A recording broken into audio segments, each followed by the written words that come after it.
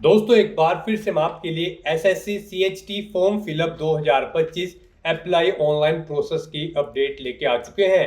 जी हाँ दोस्तों, कैसे आप junior Hindi translator, JHT, JTO, JT, SHT, ST और सब इंस्पेक्टर के लिए 437 वैकेंसीज के लिए अपने फॉर्म अप्लाई कर सकते हो कंबाइंड हिंदी ट्रांसलेटर एग्जामिनेशन के माध्यम से। ऑल ओवर इंडिया से मेल फीमेल दोनों अप्लाई कर सकते हैं। ऑनलाइन आवेदन करने का आपके पास अंतिम मौका है। केवल 2 दिन शेष रह गए हैं। आप जल्द से जल्द अपना फॉर्म अप्लाई कर लें, कहीं मौका हाथ से छूट न जाए। लास्ट डेट की न्यू अपडेट है। अंतिम समय में आपको किस तरह से अपना फॉर्म रिजेक्ट होने से बचाना है, किस तरह से आपको फॉर्म अप्लाई करना है किसी भी पोस्ट के लिए, कंप्लीट जानकारी स्टेप बाय स्टेप आपको इस वीडियो में दी जाएगी। ऑनलाइन आवेदन करते समय आपको कोई भी ऐसी गलती या फिर मिस्टेक नहीं करनी होगी जिसको करने से आपके एप्लीकेशन फॉर्म रिजेक्ट हो सकते हैं।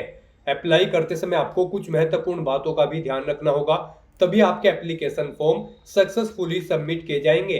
अप्लाई करते समय आप अपनी क्वालिफिकेशन की डिटेल कैसे दोगे, कैसे आप अपने एग्जामिनेशन सेंटर चुनोगे, कैसे पोस्ट प्रेफरेंस दोगे, कैसे आप यहां पर अपने डॉक्यूमेंट्स, फोटोग्राफ, सिग्नेचर कितने केबी में आप अपलोड करोगे, कैसे आप अपना फेस ऑथेंटिकेशन करोगे, कैसे लाइव फोटो कैप्चर करोगे और कैसे आप अपना सिग्नेचर अपलोड करोगे, कंप्लीट जानकारी आपको यहां पर दी जाएगी।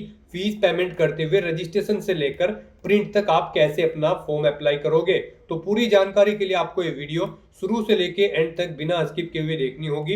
इस वीडियो को पूरा देखने पर आपके सभी सवाल और डाउट क्लियर होंगे। तो चलिए दोस्तों, बिना कोई वक्त गंवाए शुरू करते हैं एसएससी सीएचटी फॉर्म फिलअप 2025 की पूरी जानकारी। फॉर्म भरने से पहले आपको हमारी वेबसाइट आईएनडी सरकारी नौकरी के इस पेज पर विजिट करना होगा, जिसका लिंक आपको नीचे description plus first comment box में मिल जाएगा। और हमारे इस पेज पर विजिट करके आप यहां से एसएससी सीएचटी का फॉर्म अप्लाई कर सकते हो। स्टाफ सिलेक्शन कमीशन कर्मचारी चयन आयोग एसएससी के अंतर्गत ये एग्जाम निकला हुआ है। यहाँ पर combined Hindi translator CHT examination के माध्यम से भर्ती होने जा रही है। पोस्ट इसमें जूनियर हिंदी ट्रांसलेटर यानी कि जेएचटी, जूनियर ट्रांसलेशन ऑफिसर यानी कि JTO, junior translator JT, senior Hindi translator SHT, senior translator ST और sub inspector SI Hindi translator की पोस्ट है। 437 वैकेंसी यहाँ पर इसमें निकली हुई है। इसमें यहाँ पर आवेदन करने का आपके पास अंतिम मौका है। केवल 2 दिन शेष रह गए हैं। आप जल्द से जल्द अपना फॉर्म अप्लाई कर ले। लास्ट डेट ऑनलाइन आवेदन करने की 26 जून 2025 है। बात अगर सैलरी डिटेल की जाए तो यहाँ पर आप सैलरी पोस्ट वाइज चेकआउट कर सकते हो। इसमें जो यहाँ पर सीनियर हिंदी ट्रांसलेटर की पोस्ट है और सीनियर ट्रांसलेटर की पोस्ट है various discipline government ministries department organisation में, इनके लिए 44,900 से 1,42,400 लेवल 7 के अंतर्गत सैलरी है। और जो जूनियर ट्रांसलेशन ऑफिसर जेटीओ जो कि central secretariat officer language service के अंतर्गत है, उसके लिए भी लेवल 6 के अंतर्गत सैलरी है 35,400 से 1,12,400। जूनियर ट्रांसलेशन ऑफिसर जेटीओ की जो आर्म फोर्स हेडक्वार्टर के अंतर्गत है, उसके लिए भी लेवल 6 के अंतर्गत है। और जो junior Hindi translator JST junior translation officer, junior translation officer jetty की यहाँ पर पोस्ट है, वो भी सेंट्रल गवर्नमेंट मिनिस्ट्री जो डिपार्टमेंट के अंतर्गत है, उसके लिए भी लेवल 6 के अंतर्गत सैलरी है। जो सब इंस्पेक्टर एसआई की पोस्ट है हिंदी ट्रांसलेटर की, जो कि सेंट्रल रिजर्व पुलिस फोर्स के अंतर्गत है। जी हाँ दोस्तों, ये यहाँ पर आप देख सकते हो सीआरपीएफ के अंतर्गत है।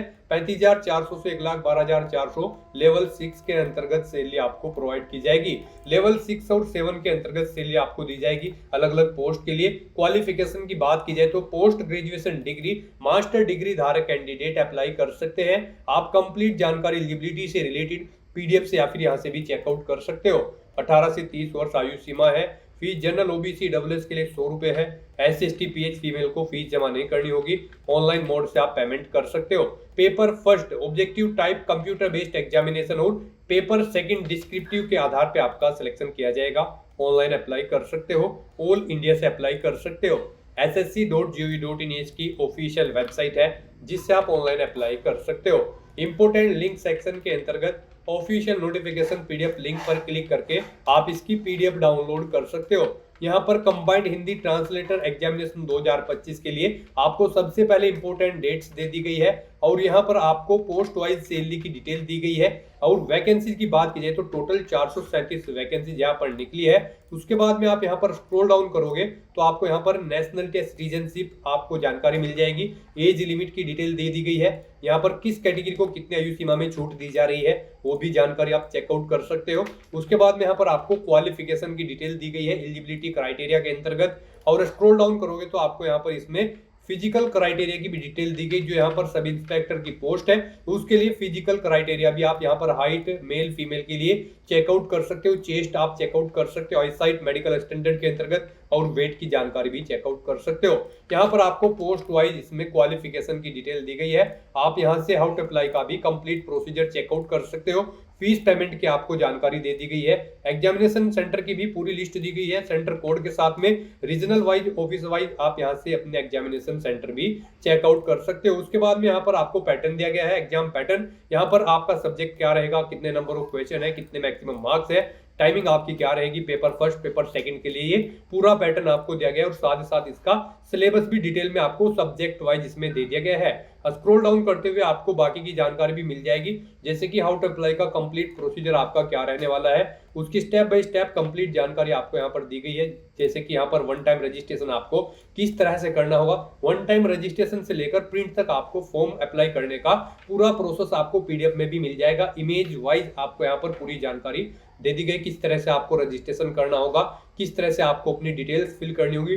यहाँ पर पर्सनल डिटेल एडिशनल डिटेल किस तरह से आपको यहाँ पर फिल करनी होगी। उसके बाद में यहाँ पर पार्ट सेकंड में आपको किस तरह से अपना फॉर्म अप्लाई कर लेना होगा, पोस्ट आपको किस तरह से सिलेक्ट कर लेनी होगी। और यहाँ पर आपको किस तरह से इसमें अपना फेस ऑथेंटिकेट करना होगा, किस तरह से आप अपना लाइव फोटो कैप्चर करोगे, सिग्नेचर आपको किस तरह से अपलोड करने होंगे। पूरी जानकारी आपको प्रिंट तक इस फॉर्म में अप्लाई करने की दे दी गई है। तो अप्लाई करने से पहले आपको नोटिफिकेशन की पीडीएफ पूरा पढ़ना अनिवार्य है। इसको पूरा पढ़ने से आपके सभी सवाल और डाउट क्लियर होंगे।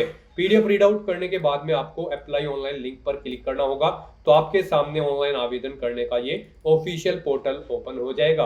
गाइस यहाँ पर आने के बाद आपको इस वेबसाइट के टॉप पर ही लॉगिन और रजिस्टर की ये टैब दी गई है, आपको इस पर क्लिक करना है। उसके बाद आपके सामने ये पॉपअप शो होगा। यहाँ पर अगर आपने पहले से रजिस्ट्रेशन कर रखा है और अपनी आधार इनेबल प्रोसेस कंप्लीट कर रखी है तो यहाँ पर बस अब आपको अपना रजिस्ट्रेशन नंबर एंटर करना है, अपना पासवर्ड आपको एंटर करना है, ये कैप्चा कोड आपको यहाँ पर एंटर करना है और लॉगिन की इस टैब पर क्लिक करते हुए आपको अपने डैशबोर्ड में लॉगिन कर लेना है और वहां से अपना फॉर्म अप्लाई करना है। गाइस हम आपको बता दें यहाँ पर एसएससी ने आधार इनेबल प्रोसेस कर दिया है। जी हाँ दोस्तों, यहाँ पर अब आपको अपना आधार वेरीफाई करना मस्ट है। बिना उसके यहाँ पर अब आप एसएससी की किसी भी भर्ती के लिए फॉर्म अप्लाई नहीं कर पाओगे। तो अगर आपने अपनी आधार प्रोसेस कंप्लीट कर रखी है तो आप लॉगिन करके फॉर्म अप्लाई कर सकते हो। और अगर आप एसएससी की किसी भी भर्ती के लिए फर्स्ट टाइम अप्लाई करने जा रहे हो या फिर आप नए सिरे से रजिस्ट्रेशन करना चाहते हो तो यहाँ पर आपको न्यू यूजर रजिस्टर नाउ का ये लिंक दिया गया है। आपको रजिस्टर नाउ के इस लिंक पर क्लिक करना है। उसके बाद आपके सामने यहाँ पर रजिस्ट्रेशन का प्रोसेस स्टार्ट हो जाएगा। यहाँ से आप अपना एसएससी की वेबसाइट पर वन टाइम रजिस्ट्रेशन कर सकते हो। यहाँ पर आने के बाद हम आपको बता दें आपको 4 स्टेप कंप्लीट करने हैं, आपका ओटीआर कंप्लीट हो जाएगा। सबसे पहले यहाँ पर आपको अपनी पर्सनल डिटेल देनी है, फिर आपको अपना पासवर्ड यहाँ पर क्रिएट करना है, अपनी एडिशनल डिटेल देनी है, उसमें आपको अपनी नेशनलिटी एड्रेस और एजुकेशनल क्वालिफिकेशन की डिटेल देनी होगी। फिर यहाँ पर आपको अपनी डिटेल्स को डिक्लेयर करते हुए अपना रजिस्ट्रेशन कंप्लीट कर लेना है। तो इन 4 स्टेप्स को कंप्लीट करते हुए यहाँ पर आपको अपना ओटीआर कंप्लीट करना है। उसके लिए यहाँ पर अब आपको कंटिन्यू की स्टेप पर क्लिक कर देना है। जैसे ही आप स्टेप पर क्लिक करेंगे आपके सामने यहाँ पर रजिस्ट्रेशन का फॉर्म स्टार्ट हो जाएगा। यहाँ पर अब आपको सबसे पहले अपनी पर्सनल डिटेल देनी है। इसमें यहाँ पर सबसे पहले आपको ऑप्शन दिया गया है क्या आपके पास यहाँ पर आधार कार्ड है। यहाँ पर एसएससी ने अब भर्तियों के लिए आधार कार्ड मस्ट कर दिया गया है। आधार प्रोसेस आपको इनेबल कर लेनी है।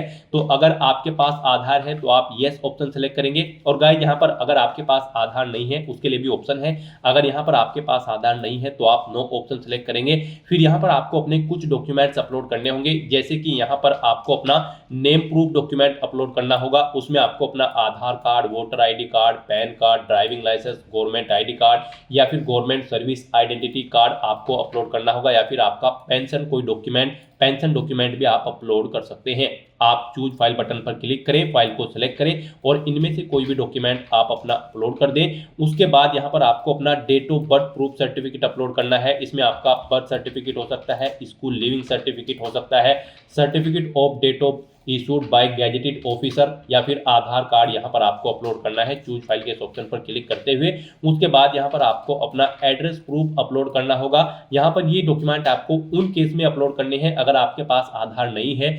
एड्रेस प्रूफ में आपको अपना आधार कार्ड या फिर वोटर आईडी कार्ड या फिर ड्राइविंग लाइसेंस या फिर बैंक की स्टेटमेंट यहाँ पर आपको अपलोड कर देनी है, या फिर रेंट का एग्रीमेंट या फिर इनकम टैक्स असेसमेंट ऑर्डर यहाँ पर आप अपलोड कर सकते हैं चूज फाइल के इस बटन पर क्लिक करते हुए।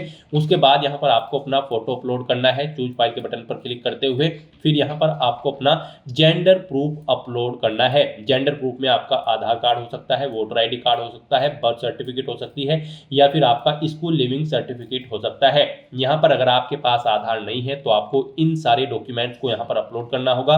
बेस्ट है यहाँ पर आपके पास आधार है तो आप आधार की डिटेल दें। यहाँ पर मोस्टली इंडिया में सभी के पास अब आधार अवेलेबल है, तो यहाँ पर आपको यस का ऑप्शन सेलेक्ट करना है do you have a Aadhaar card में। और उसके बाद यहाँ पर गाइड आपको अपना आधार नंबर यहाँ पर एंटर करना है। वही नंबर एक बार फिर से आपको एंटर करके उसे वेरीफाई कर लेना है। और फिर यहाँ पर गाइज आपको इस चेकबॉक्स को ओके करना है। इस I have state that I know objection in details को रीड करने के बाद यहाँ पर अगर आप अपना OTP सुनना चाहते हैं तो स्विच टू हिंदी या फिर इंग्लिश, जिस भी लैंग्वेज में आप चाहते हैं यहाँ पर उस पर क्लिक करके उसे स्विच कर ले।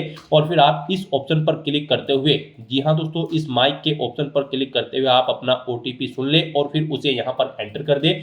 और गाइज यहाँ पर अगर आप सुनना नहीं चाहते हैं तो फिर यहाँ पर आपको सेंड OTP के इस ऑप्शन पर क्लिक करना है। फिर आपके रजिस्टर्ड मोबाइल नंबर पर जिससे आपका आधार लिंक है उस पर एक OTP आएगा, वो OTP आपको यहाँ पर एंटर करना है। और फिर गाइज आपको वेरीफाई OTP के ऑप्शन पर क्लिक करके अपना आधार वेरीफाई कर लेना है। फिर आपके सामने यहाँ पर शो हो जाएगा आपका आधार सक्सेसफुली वेरीफाइड हो चुका है। ग्रीन कलर में आपको वेरीफाइड का ऑप्शन यहाँ पर मिल जाएगा।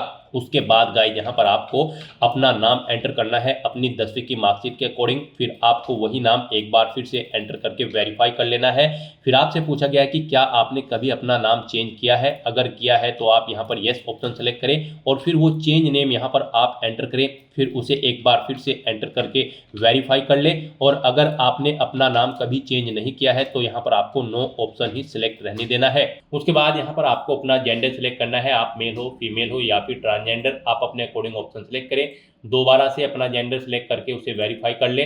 फिर यहाँ पर आपको अपनी डेट ऑफ बर्थ सेलेक्ट कर लेनी है इस कैलेंडर में से। यहाँ पर आपको अपनी ये डेट ऑफ बर्थ अपनी 10वीं की मार्कशीट के अकॉर्डिंग सेलेक्ट करनी है। वही डेट ऑफ बर्थ आपको एक बार फिर से सिलेक्ट कर लेनी है कैलेंडर में से वेरिफिकेशन के लिए। फिर यहाँ पर आपको अपने फादर का नाम एंटर करना है। उसके बाद यहाँ पर आपको अपने फादर का नाम एक बार फिर से एंटर करके उसे कंफर्म कर लेना है। फिर आप अपनी मदर का नाम एंटर करें, अपनी मदर का नाम एक बार फिर से एंटर करके उसे कंफर्म कर ले।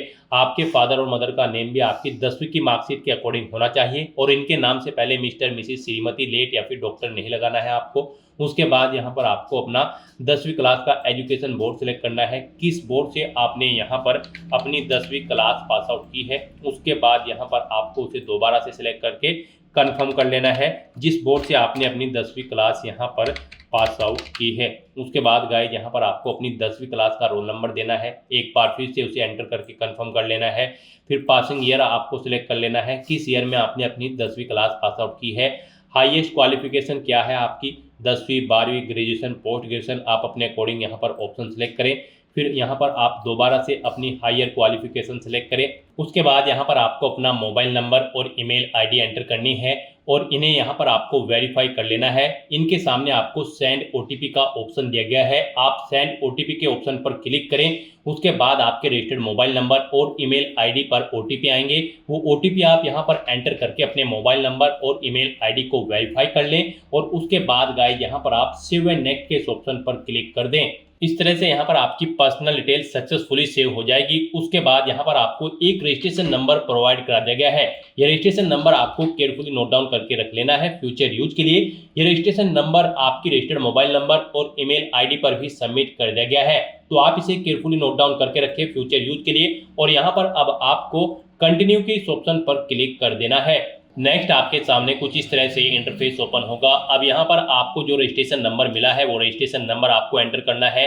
उस रजिस्ट्रेशन नंबर के साथ साथ ही आपकी ईमेल आईडी और मोबाइल नंबर पर एक पासवर्ड भी आया होगा, वो पासवर्ड यहाँ पर आपको एंटर करना है। उसके बाद आपको ये कैप्चा कोड यहाँ पर एंटर करना है और फिर गाइस यहाँ पर आपको साइन इन के इस ऑप्शन पर क्लिक कर देना है।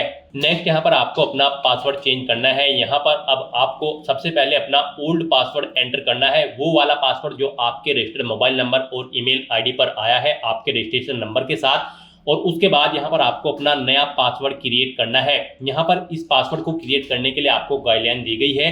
आपका पासवर्ड कम से कम 8 कैरेक्टर का होना चाहिए और ये अल्फा न्यूमेरिक फॉर्मेट में होना चाहिए। मींस आपके पासवर्ड में कम से कम एक अपर केस कैरेक्टर, एक लोअर केस कैरेक्टर, एक इंटीजर नंबर, एक स्पेशल कैरेक्टर जैसे कि @ या फिर डॉलर होना चाहिए। तो इस फॉर्मेट में यहाँ पर आपको अपना पासवर्ड क्रिएट करना है। वही पासवर्ड आपको कंफर्म पासवर्ड फील्ड में एंटर करना है। उसके बाद यहाँ पर आपको एक सिक्योरिटी क्वेश्चन सेलेक्ट करना है। यहाँ पर आप कोई भी सिक्योरिटी क्वेश्चन सेलेक्ट करें, उसका आंसर दें। फिर यहाँ पर आप दूसरा सिक्योरिटी क्वेश्चन सेलेक्ट करें और फिर उसका आंसर यहाँ पर आप दें। और उसके बाद गाइस यहाँ पर आप सेव एंड नेक्स्ट के इस ऑप्शन पर क्लिक कर दें। इस तरह से यहाँ पर आपका पासवर्ड चेंज हो जाएगा। फिर आपके सामने कुछ इस तरह से इंटरफेस ओपन होगा। अब यहाँ पर आपको दोबारा से अपना रजिस्ट्रेशन नंबर एंटर करना है, अपना पासवर्ड आपको एंटर करना है। नया पासवर्ड जो आपने चेंज किया है वो पासवर्ड यहाँ पर आपको एंटर करना है। ये कैप्चा कोड आपको यहाँ पर एंटर करना है और उसके बाद गाइज आपको लॉगिन के इस ऑप्शन पर क्लिक कर देना है। लॉगिन करने के बाद अब यहाँ पर आपको अपनी एडिशनल डिटेल्स प्रोवाइड करानी है। सबसे पहले यहाँ पर आपको अपनी कैटेगरी सिलेक्ट कर लेनी है, किस कैटेगरी से आप बिलोंग करते हैं। फिर यहाँ पर आपको अपनी कैटेगरी दोबारा से सिलेक्ट करके उसे वेरीफाई कर लेना है। फिर आपको अपनी नेशनलिटी यहाँ पर सिलेक्ट कर लेनी है। यहाँ पर सिटीजन ऑफ इंडिया अगर आप इंडिया से हैं। उसके बाद अगर आप नेपाल, भूटान या फिर टाइबेटियन हैं तो यहाँ पर आप अपने अकॉर्डिंग ऑप्शन सेलेक्ट करें। यहाँ पर अगर आप अदर कंट्री से हैं तो फिर यहाँ पर आपको अपनी नेशनलिटी की डिटेल देनी है। और अगर आप इंडिया से हैं तो यहाँ पर आप इंडिया सेलेक्ट करें, फिर आपको ये डिटेल नहीं देनी है। उसके बाद यहाँ पर आपसे पूछा गया है कि क्या आपकी बॉडी पर कहीं कोई कट या तिल का निशान है, तो उस पैलेस का नाम यहाँ पर आप एंटर करें। नहीं है तो यहाँ पर आप नो मार्क एंटर कर दें। उसके बाद आपसे पूछा गया है कि क्या आप PWBD कैंडिडेट हैं, अगर हैं तो यहाँ पर आप यस ऑप्शन सेलेक्ट करें और फिर अपनी डिसेबिलिटी का टाइप सेलेक्ट करें और फिर यहाँ पर आपको अपना डिसेबिलिटी सर्टिफिकेट नंबर देना होगा अगर आप PWBD कैंडिडेट हैं। और अगर नहीं है तो यहाँ पर आप नो ऑप्शन सेलेक्ट करें, आगे की डिटेल आपको डिसेबल कर दी जाएगी। उसके बाद यहाँ पर आपको अपना परमानेंट एड्रेस एंटर करना है। फिर यहाँ पर आपको अपना परजेंट एड्रेस एंटर करना है और अगर आपका परजेंट एड्रेस आपके परमानेंट एड्रेस के अकॉर्डिंग सेम है तो यहाँ पर आप यस के इस ऑप्शन पर क्लिक करेंगे। ऑटोमेटिकली आपका परजेंट एड्रेस आपके परमानेंट एड्रेस के अकॉर्डिंग फिल हो जाएगा। उसके बाद यहाँ पर गाइड आपको सेव एंड नेक्स्ट के इस ऑप्शन पर क्लिक कर देना है। आपकी एडिशनल डिटेल सक्सेसफुली सेव करने के बाद आपको डिक्लेरेशन सेक्शन में रिडायरेक्ट कर दिया जाएगा। यहाँ पर आने के बाद आप अपने रजिस्ट्रेशन फॉर्म का प्रीव्यू भी चेकआउट कर सकते हो। आप प्रीव्यू OTR के ऑप्शन पर क्लिक करें और अपने रजिस्ट्रेशन फॉर्म का प्रीव्यू चेकआउट कर लें और उसका प्रिंट आउट भी आप ले सकते हो। और फिर यहाँ पर अब गाइड आपको आई एग्री के चेकबॉक्स को ओके करना है और उसके बाद आपको डिक्लेयर के ऑप्शन पर क्लिक कर देना है। इस तरह से यहाँ पर आपका SSC one time registration successfully complete हो चुका है। आपको आपके डैशबोर्ड में डायरेक्ट कर दिया गया है।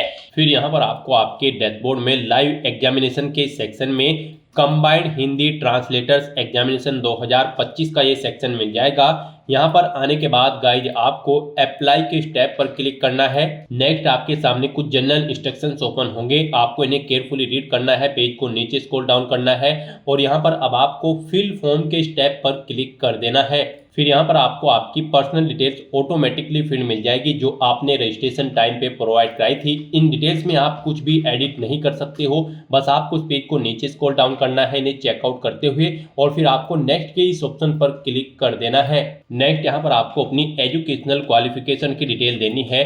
गाइस यहाँ पर आप ऑफिशियल नोटिफिकेशन से चेकआउट कर सकते हो कौन सी पोस्ट के लिए क्या आपकी क्वालिफिकेशन रिक्वायर्ड है। जैसे कि यहाँ पर पोस्ट कोड A से C तक जूनियर हिंदी ट्रांसलेटर और जूनियर ट्रांसलेशन ऑफिसर और जूनियर ट्रांसलेटर की पोस्ट के लिए आपके पास मास्टर डिग्री होनी जरूरी है किसी वेल रिकॉग्नाइज्ड यूनिवर्सिटी से। Hindi with English as a compulsory और इलेक्टिव सब्जेक्ट आपके पास होना चाहिए। मीडियम ऑफ एग्जामिनेशन आपका डिग्री लेवल होना चाहिए या फिर आपके पास मास्टर डिग्री होनी चाहिए किसी वेल रिकॉग्नाइज्ड यूनिवर्सिटी से in English with Hindi as a compulsory और इलेक्टिव सब्जेक्ट या फिर medium of examination at the degree level. यहाँ से आप ऑफिशियल नोटिफिकेशन में से चेकआउट कर सकते हो। पोस्ट कोड ई सब इंस्पेक्टर हिंदी ट्रांसलेटर के लिए क्या आपकी क्वालिफिकेशन है, यहाँ पर भी इस पोस्ट के लिए आपके पास मास्टर डिग्री होनी जरूरी है हिंदी में with English as a compulsory elective subject. तो यहाँ से आप इस ऑफिशियल नोटिफिकेशन में से चेकआउट कर सकते हो कौन सी पोस्ट के लिए क्या आपकी क्वालिफिकेशन रिक्वायर्ड है।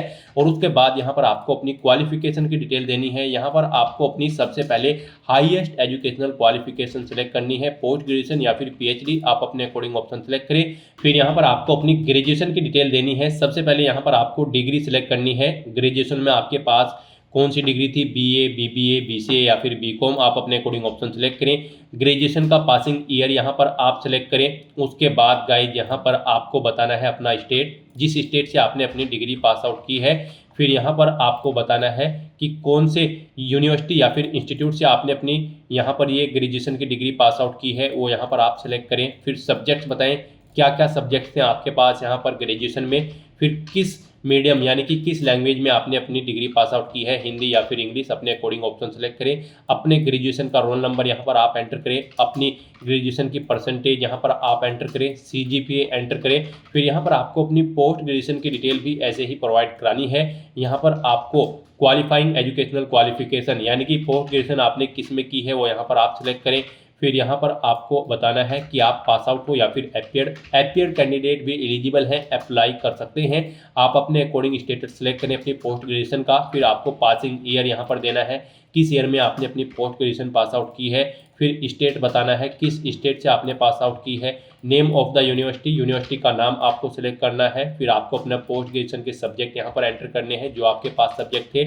मीडियम ऑफ एग्जाम देना है, आपने ग्रेजुएशन पोस्ट ग्रेजुएशन अपनी हिंदी या फिर इंग्लिश या फिर किसी अन्य भाषा में पास आउट की है तो आप यहाँ पर अपने अकॉर्डिंग ऑप्शन सेलेक्ट करें। अपनी पोस्ट ग्रेजुएशन का रोल नंबर यहाँ पर आप एंटर करें, परसेंटेज दें, सीजीपीए है तो वो यहाँ पर आप एंटर कर दें। इस तरह से अपनी क्वालिफिकेशन की डिटेल फिल करने के बाद फिर आपको सेव एंड नेक्स्ट के इस ऑप्शन पर क्लिक कर देना है। फिर यहाँ पर आपको अपनी एडिशनल इन्फॉर्मेशन देनी है। यहाँ पर आपसे पूछा गया है कि क्या आप एक सर्विसमैन हैं या फिर आर्म्ड फोर्सेज में सर्विस कर रहे हैं। अगर हैं तो आप यस ऑप्शन सेलेक्ट करें। फिर यहाँ पर आप अपनी ज्वाइनिंग डेट दें और उसके बाद गाइड यहाँ पर आपको डेट ऑफ डिस्चार्ज भी सिलेक्ट कर लेनी है अगर आप जॉब छोड़ चुके हैं। और अगर नहीं आप ये एक सर्विसमैन या फिर आर्म फोर्सेस में आप सर्विस नहीं कर रहे हैं तो आपको नो ऑप्शन सेलेक्ट करना है। फिर यहाँ पर आपसे पूछा गया कि क्या आप एज में रिलेक्शन चाहते हैं। अगर चाहते हैं तो यहाँ पर आप यस ऑप्शन सेलेक्ट करें। फिर इलेक्शन कोड आप अपना सेलेक्ट करें। नहीं चाहते हैं तो नो ऑप्शन सेलेक्ट करें। फिर यहाँ पर आपसे पूछा गया है कि क्या आप अपनी इन्फॉर्मेशन को पर्सनल इन्फॉर्मेशन को अवेलेबल कराना चाहते हैं जॉब अपॉर्चुनिटीज के लिए in term of DOPNTOM number, इस नंबर के तहत। अगर चाहते हैं तो यस करें, नहीं तो आप नो ऑप्शन सेलेक्ट करें। और उसके बाद गाइड यहाँ पर आप सेव एंड नेक्स्ट के इस ऑप्शन पर क्लिक कर दें। नेक्स्ट यहाँ पर आपको अपने एग्जाम सेंटर सेलेक्ट करने हैं। यहाँ पर आपको 3 चॉइसेस दी गई है। आप अपनी चॉइस के अकॉर्डिंग 3 एग्जामिनेशन सेंटर यहाँ पर सेलेक्ट करें। जिसे आप फर्स्ट नंबर पर प्रीफरेंस देना चाहते हैं उसे फर्स्ट नंबर पर सिलेक्ट करें। जिसे सेकंड और थर्ड पर रखना चाहते हैं उसे आप सेकंड और थर्ड पर सिलेक्ट कर लें। उसके बाद यहाँ पर आपसे पूछा गया कि क्या आप person with benchmark disability candidate हैं। अगर आपने रजिस्ट्रेशन टाइम पे वहाँ पर नो ऑप्शन सेलेक्ट किया होगा फिर ये ऑप्शन आपके लिए डिसेबल्ड कर दी जाएंगे। अगर यस किया होगा तो यहाँ पर आपको इन्हें सिलेक्ट करने का ऑप्शन मिल जाएगा। उसके बाद आपसे पूछा गया कि क्या आपको फिजिकली लिमिटेशन है राइट एज पर पारा 6.2 या 6.3 के। अगर है तो आप यस ऑप्शन सेलेक्ट करेंगे और फिर यहाँ पर आप अपना सर्टिफिकेट अपलोड करेंगे फिजिकल लिमिटेशंस का। अगर नहीं है तो आप नो ऑप्शन सेलेक्ट करेंगे। अगर सर्टिफिकेट आपको अपलोड करना है तो आप चूज फाइल बटन पर क्लिक करेंगे, फाइल को सिलेक्ट करेंगे और अपना सर्टिफिकेट यहाँ पर आप अपलोड कर देंगे।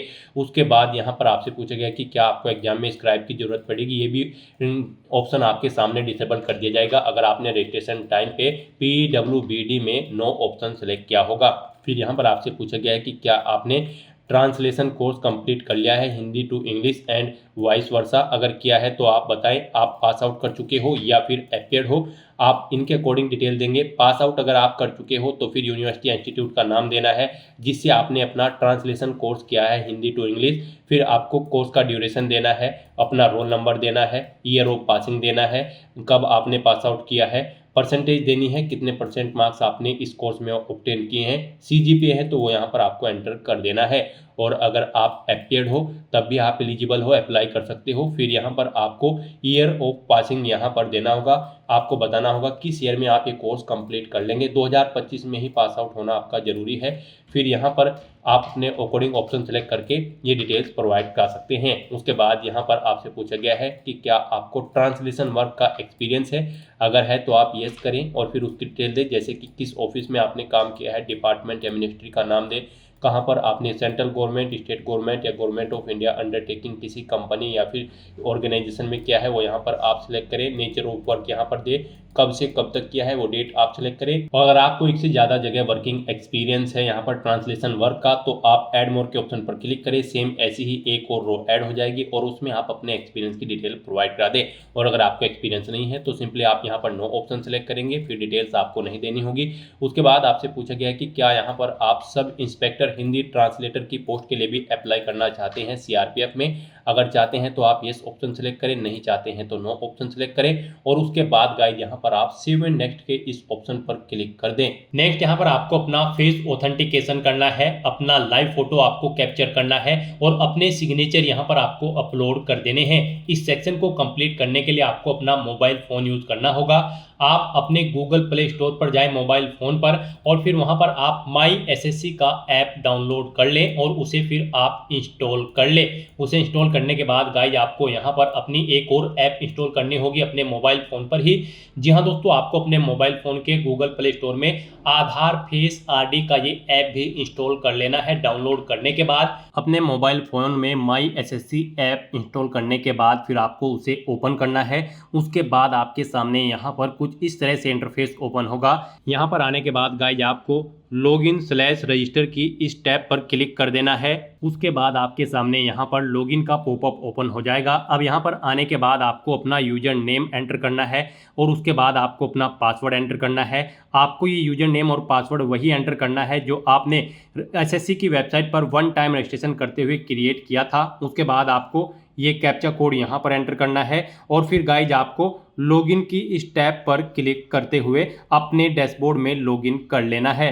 फिर यहाँ पर आपका डैशबोर्ड आपके सामने शो हो जाएगा। यहाँ पर आने के बाद अब आपको डैशबोर्ड के इस ऑप्शन पर क्लिक करना है। यहाँ पर आने के बाद में आपको माई एप्लीकेशन की इस टैब पर क्लिक करना है। फिर यहाँ पर आपके सामने जो भी करंट में वैकेंसी चल रही है उनकी लिस्ट शो कर दी जाएगी। आप यहाँ पर एसएससी की जिस भी भर्ती के लिए अप्लाई करना चाहते हैं उसी भर्ती के लिए आपको कंटिन्यू की टैब पर क्लिक करना होगा। यहाँ पर आपको आपकी पर्सनल डिटेल शो कर दी जाएगी। इसी तरह से आपको एजुकेशनल डिटेल शो कर दी जाएगी। उसके बाद में एडिशनल इंफॉर्मेशन शो कर दी जाएगी और उसके बाद में आधार ऑथेंटिकेशन वेरिफिकेशन की डिटेल शो की जाएगी। तो आपको सेव एंड नेक्स्ट की टैब पर क्लिक करते हुए step by step Aadhaar authentication verification के सेक्शन में आना होगा। यहाँ पर आने के बाद में आपको इस चेकबॉक्स को ओके करना होगा और यहाँ पर आधार फेस ऑथेंटिकेशन की टैब पर क्लिक करना होगा। आधार फेस ऑथेंटिकेशन की टैब पर क्लिक करने के बाद में आपको आधार फेस आरडी का एप्लीकेशन डाउनलोड करना है। अगर आपके मोबाइल में पहले से ही आधार फेस आरडी इंस्टॉल्ड है तो आपको डायरेक्टली अपना फेस ऑथेंटिकेट करना होगा। यहाँ पर आपको अपना फेस इस सर्कल में लाना होगा और अपनी आंखों को 2 बार ब्लिंक करना होगा तो आपका फोटो यहाँ पर ऑथेंटिकेट हो जाएगा। उसके बाद में आपको यहाँ पर सेव एंड नेक्स्ट की इस टैब पर क्लिक करना होगा। फिर यहाँ पर आपको अपना लाइव फोटो कैप्चर करना है और अपने सिग्नेचर अपलोड करने हैं। ये आप अपने मोबाइल फोन से भी कर सकते हैं या फिर आप अपने कंप्यूटर से भी इन्हें कंप्लीट कर सकते हैं। उसके लिए आपको सभी इंस्ट्रक्शंस यहाँ पर दिए गए हैं। जिस स्थान पर आप अपना फोटो कैप्चर करेंगे वहां पर प्रॉपर वे में लाइट होनी चाहिए और प्लेन बैकग्राउंड आपका होना चाहिए और आपकी आंखें कैमरे की तरफ होनी चाहिए। बिल्कुल सीधा आपको देखना है कैमरे की तरफ और यहाँ पर रेड कलर का जो रेक्टेंगल होगा उसमें पूरा फेस आपका कवर्ड होना चाहिए। फोटो कैप्चर करते समय आपको कोई भी कैप, मास्क या फिर सनग्लासेस नहीं पहनने हैं और यहाँ पर साथ ही साथ आपको ईयरफोन या फिर कोई अन्य डिवाइस भी अपने कानों में नहीं रखना है जब आप अपना लाइव फोटो यहाँ पर कैप्चर करेंगे। और उसके बाद में आपको कैप्चर लाइव फोटो की टैब पर क्लिक करते हुए अपना फोटो लाइव कैप्चर कर लेना होगा। लाइव फोटो कैप्चर करने के लिए आपको अपना फेस इस सर्कल के अंतर्गत लाना होगा। फोटो कैप्चर करने के लिए आपको अपना फेस इस तरह से लाना होगा जैसे कि आपका पासपोर्ट साइज फोटो होता है। फिर आपको इस ऑप्शन पर क्लिक करते हुए अपना फोटो कैप्चर कर लेना होगा। फिर यहाँ पर आपको अपने सिग्नेचर अपलोड करने होंगे। सिग्नेचर आपके 10 KB से 20 KB के बीच में होने चाहिए। JPEG या फिर JPG फॉर्मेट में आपके सिग्नेचर होने चाहिए। डायमेंशन उनकी 6.0 सेंटीमीटर उनकी विड्थ और 2.0 सेंटीमीटर उनकी हाइट होनी चाहिए। रेजुलेशन 300 DPI होना चाहिए। सिग्नेचर के लिए आपको गाइडलाइन भी दी गई है।